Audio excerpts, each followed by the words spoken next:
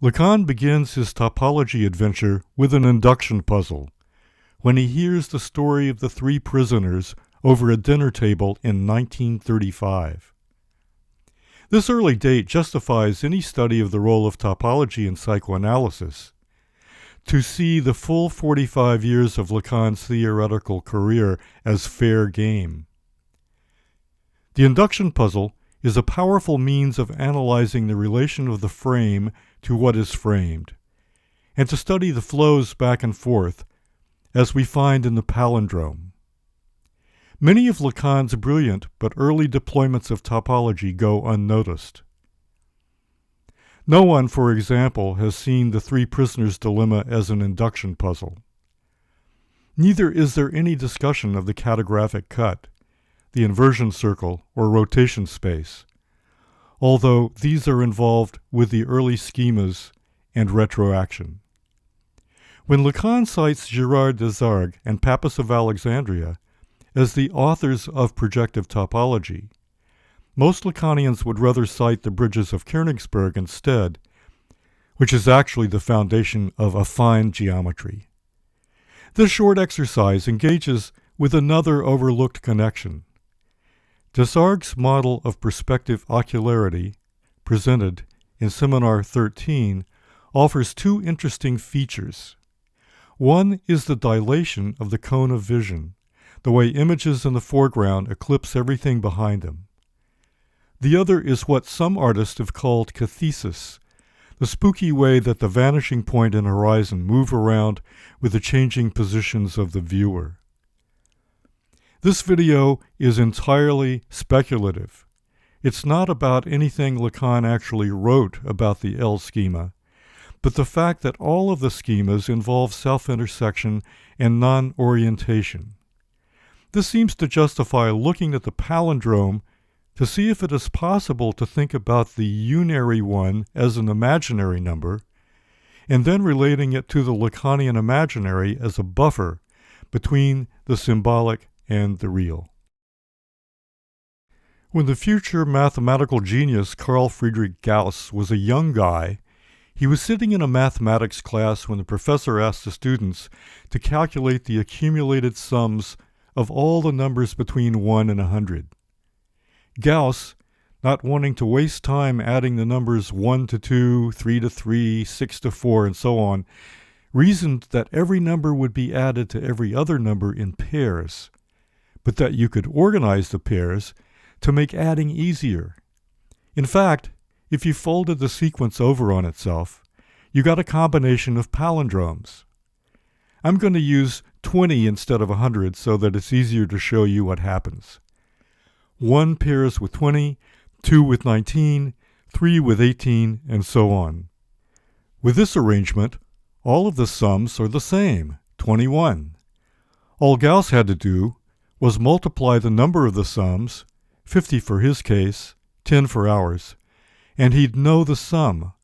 For us it's 10 times 21, or 210. I began to wonder if the power of the palindrome applied to other back-and-forth operations. In the L-Schema, Lacan represents the movement of signifiers as a palindrome.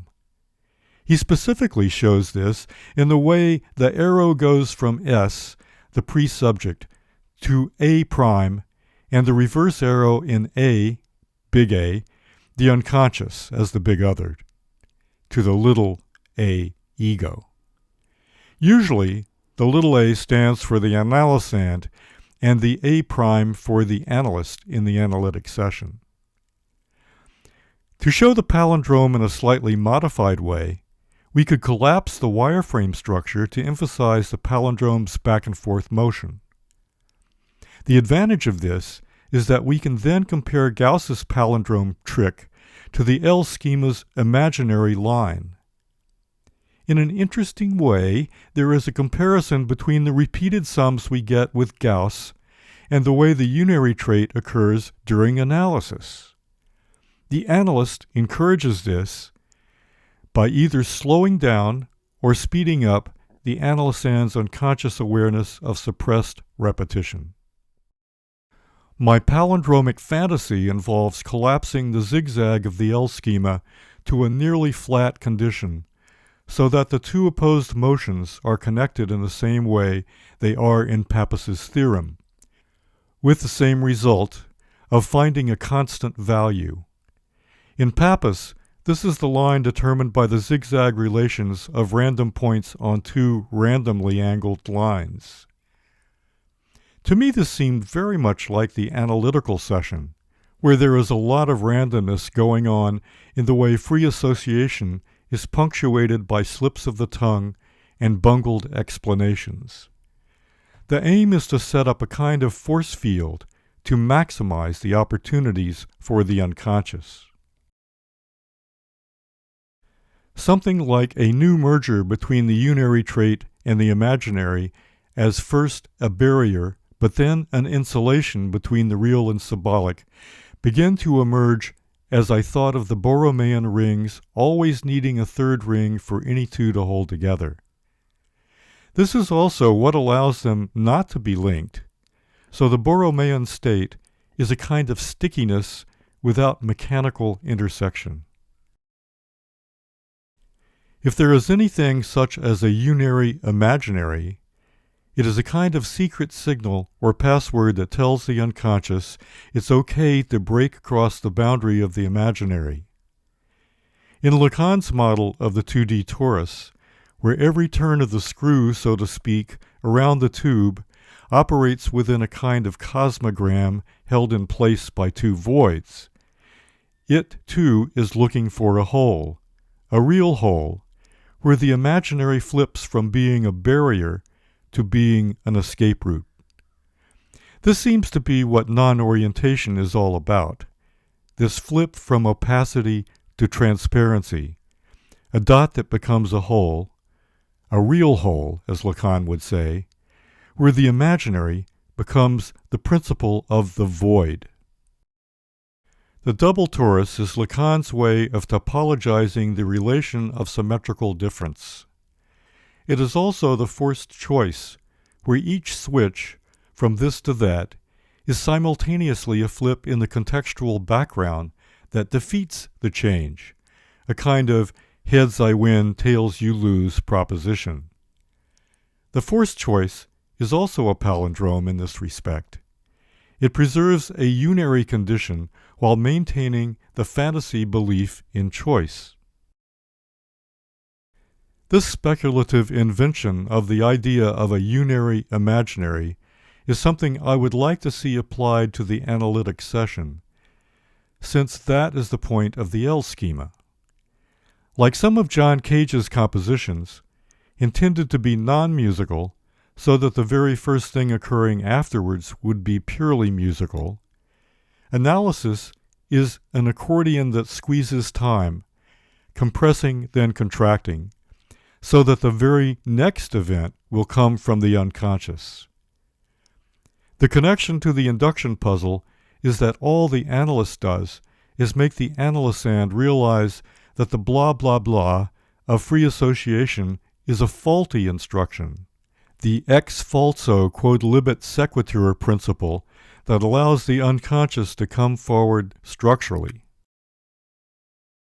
The L-schema zigzag reminded me so much of Desargues' model of perspective ocularity that I could not help but think it was trying to tell us that our eye's encounter with the imaginary is actually like running into a mirror or stepping through the looking glass like Alice in Wonderland.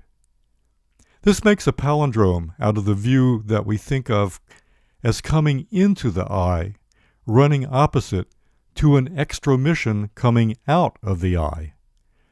The unary principle, then, is the dilation, where within our cone of vision, a shape can retain its profile by expanding. This unary imaginary is maintained in vision by the principle of cathesis, the way the horizon and vanishing points move along with any change of the viewer's position. Of course, all of this is very speculative, but it is taken from Lacan's analysis of ocular diagrams from the 17th century.